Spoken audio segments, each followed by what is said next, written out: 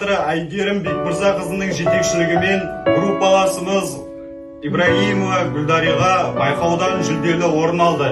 Біздер құттықтаймыз!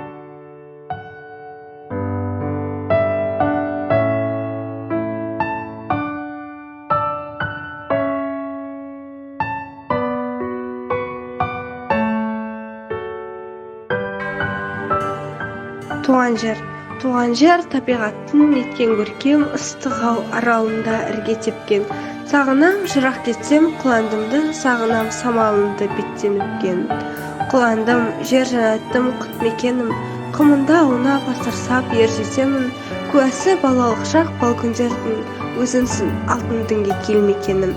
Өзіңнен түлеп ұшқан талай ұрпақ, ақында жазушыда елге мадақ, тамсанып туған жердің жырлап өтсем, солардың ізін жалғап біз бір ұрпақ.